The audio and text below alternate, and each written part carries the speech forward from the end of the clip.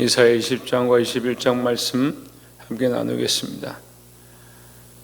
20장 말씀에 보시면 아수르의 사르곤 왕이 다르단을 아수돗으로 보내매 그가 와서 아수돗을 쳐서 취하던 행위라 했습니다.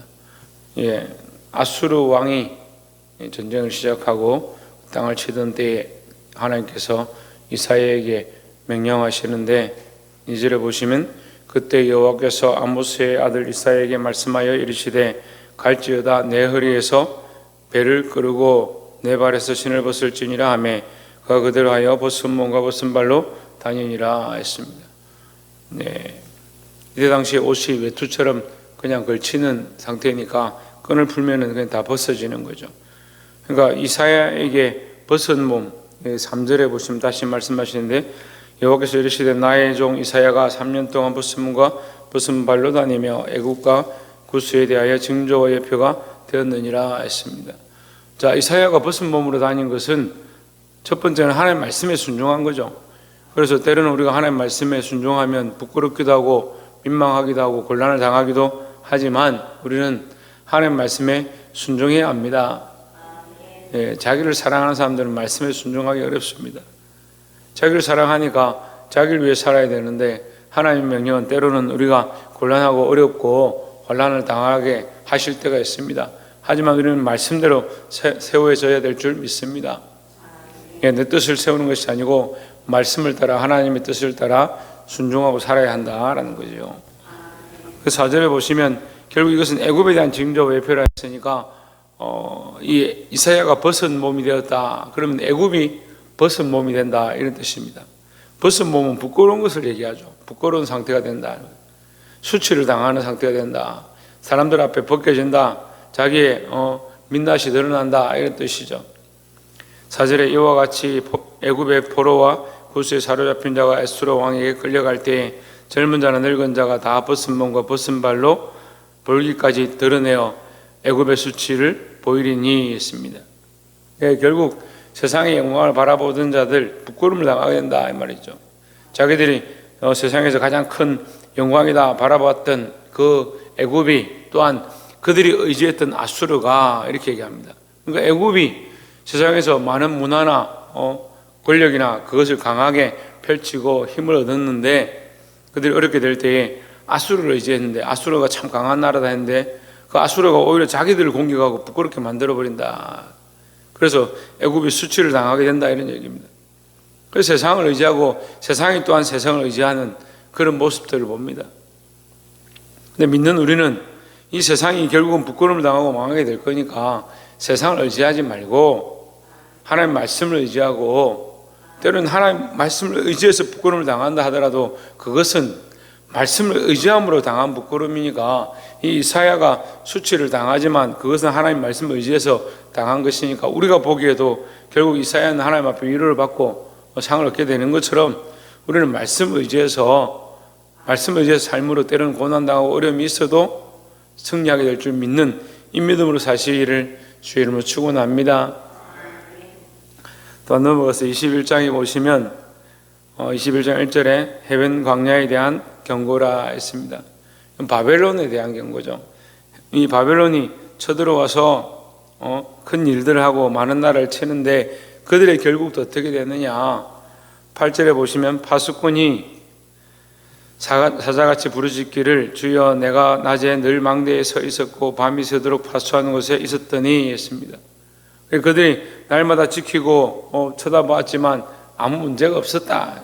바벨론 나라도 튼튼하고 강할 것이다 생각을 했지만 9절에 보소서 마병대가 쌍쌍이 오나이다 하니 그가 대답하여 이르시되 함락되었도다 바벨론이여 그들이 조각한 신상들이 다 부서져 땅에 떨어졌도다 하시도다 했습니다.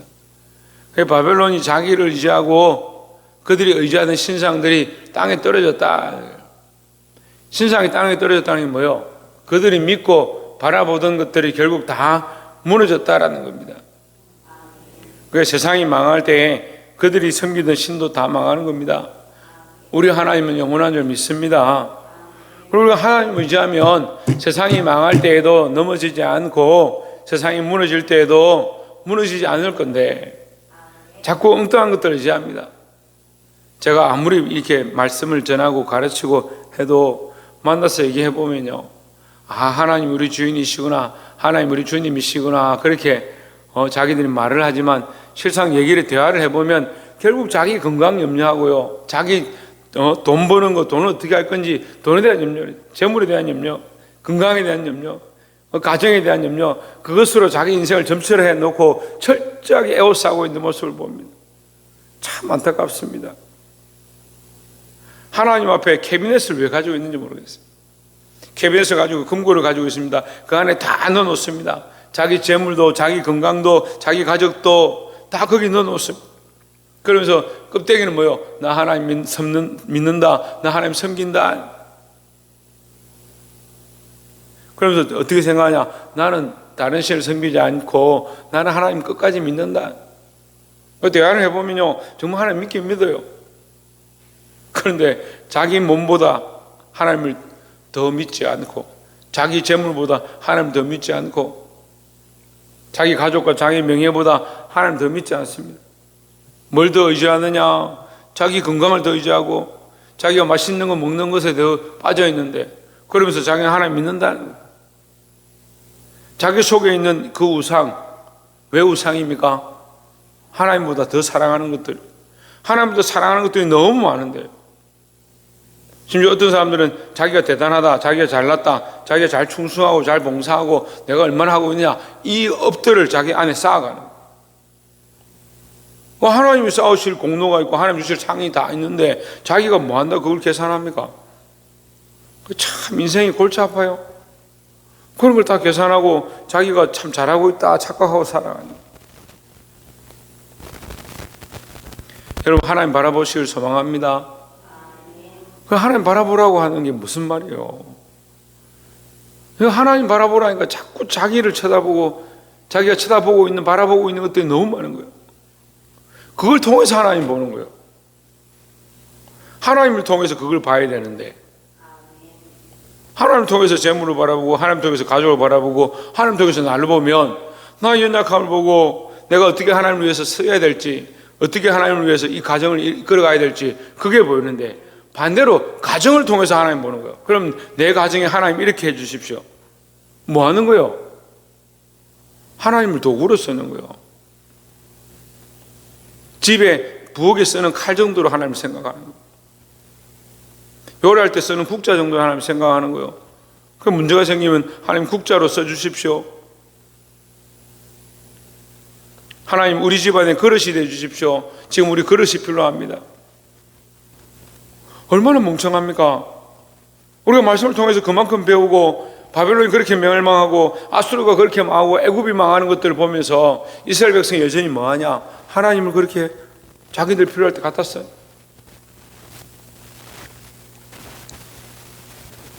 여러분, 볼 수 있기를 소망합니다. 눈을 들어 다시 보십시오.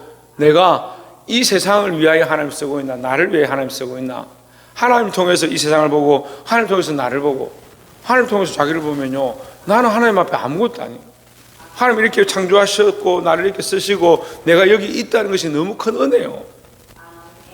그럼 나는 주를 위해서 무엇을 할 것이고, 그 이사야가 그걸 깨닫고 나니까 주여 나를 보내셔서 내가 여기 있나이다. 내가 어찌할꼬 이렇게 돼야 되는데. 여러분, 제발 바벨론이 되지 마세요. 제발 어리석은 이스라엘 나라가 되지 마십시오. 마지막 끝으로 13절에 보시면 아라비아에 관한 경고라. 드단 대상들이여 너희가 아라비아 수풀에서 유숙하리라. 14절에 대마 땅의 주민들아 물을 가져다가 목마른 자에게 주고 떡을 가지고 도피하는 자를 영접하라 했습니다. 예, 난해한 말씀이죠. 아라비아도 나오고 드단도 나오고 대마도 나오고. 근데 아라비아는 망해가지고 도망을 가는데 부끄러워서 먹을 게 없고 배가 고픈 상태로 가니까 대마 사람들아 너희는 뭐하냐? 물을 떠다가 떡을 가져다가 그 사람들 먹여라, 이렇게 얘기를 하는 거예요. 이 말씀이 웃기잖아요.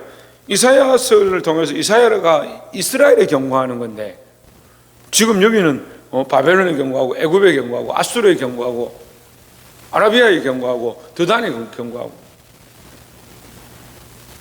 무슨 말이냐는 거예요. 하나님은 온 세상의 주인이라는 거예요.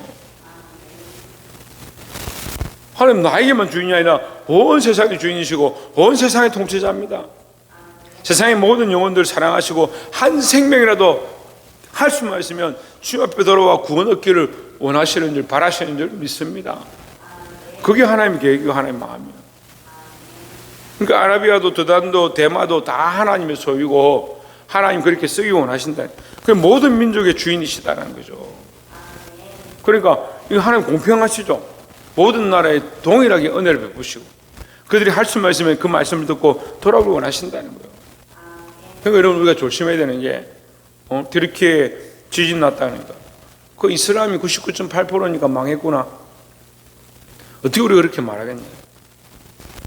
이 이사야서에 나와 있는 기록이 어디에 경고하냐? 이스라엘에 경고한다니까요. 이스라엘은 우리를 얘기하는 거예요. 믿는 자, 먼저 된 자를 경고하는 거예요. 그 믿는 자에게 경고하나, 바벨론에 경고하나, 애굽에 경고하나, 아라비아에 경고하나 동일하다. 하나님의 마음이 동일하다는 거예요. 할 수만 있으면 그들이 돌아와 회개하기 원하신다는 거예요. 우리가 그것을 본다면, 그런 경고를 본다면 우리도 정신을 차려야 되는데 오히려 정신을 차려야 될 대상들이 우리는 평안하니까 그들이 이렇게 됐다. 그렇게 믿다가 그렇게 됐다. 어떻게 손가락질 하겠냐는 거예요. 참 어리석은 눈들이죠. 물론 경고하시는 것들이 있으니까 그들이 깨닫고 돌아오기를 원하겠지만 우리도 마찬가지로 그것을 보는 우리가 오히려 경고를 받아서 정신을 차려야 된다는 거예요. 세상 나라에 공평하신 하나님, 온 세상을 통치하시는 하나님, 그 하나님 우리에게 말씀하실 때 우리는 어떻게 하고 있는가? 이 부끄러움을 당할 자처럼 벌거벗김을 당하고 쫓겨날 그런 자들의 삶을 살고 있는가? 아니면 예수 그리스도가 우리의 주인이시고 하나님 우리의 주인이심을 고백하는 삶을 살고 있는가? 아까도 말씀드렸지만 우리의 재물과 우리의 건강과 우리의 삶이 있다면 그것을 위해서 감사하시고 그런 평안한 중에 이것을 통해서 하나님 보는 것이 아니고 그래서 자꾸 평안하면 하나님 감사합니다. 그 정도 끝나는 거예요. 아니요. 하나님 보십시오. 하나님의 은혜로 우리가 이렇게 살고 있는 거예요. 그럼 기도할 때도 우리가 이 기도의 방법들을 바꿔야겠죠. 하나님 내 가정에 이거 필요합니다. 이거 채워주십시오가 아니고 하나님 이 가정에 하나님 원하시는 것이 무엇입니까? 이 가정이 어떻게 하나님 앞에 쓰임받기 원하십니까? 그렇게 기도가 바뀌어야 되는 거예요. 그 하나님 관점으로 하나님의 시각으로 생명들을 보고 내 이웃이 나에게 이렇게 합니다. 힘듭니다. 저 사람 왜 나한테 이렇게 합니까? 저 사람 좀 넘어지게 하십시오. 망하게 해주십시오. 나를 건들지 못하게 해주십시오. 그렇게 기도하는 게 아니고 하나님 내가 어떻게 나아가길 원합니까? 내가 어떻게 쓰임받기 원합니까? 저 영혼을 향해서 어떻게 기도할까요? 내가 하나님 어떠한 도구로 쓰임받기 원합니까? 이렇게 이사야가 벌거벗고 3년을 동안 여러분에게 제가 3년 동안 벌거벗고 다니십시오. 3년이 아니라 1초도 못 벗고 있는데 3년 동안 벌거벗고 돌아다니십시오. 그렇게 하면 누가 그 명령을 지키겠습니까? 근데 이사야는 하나님 말씀 앞에 순종했다는 왜? 하나님 살아계신 줄 아니까 자기의 부끄러움이나 명예나 재물이나 가정이나 중요하지 않다. 왜? 하나님 더 귀하고 중요하니까요. 근데 오늘날 그런 시험 하지 않잖아요. 여러분에게 그렇게 하라고 하는 것이 아니라 이 말씀 앞에서 우리가 참 바른 관점들을 가지고 하나님 앞에 서서 믿음으로 살아 승리하기를 주의 이름으로 축원합니다. 기도하겠습니다.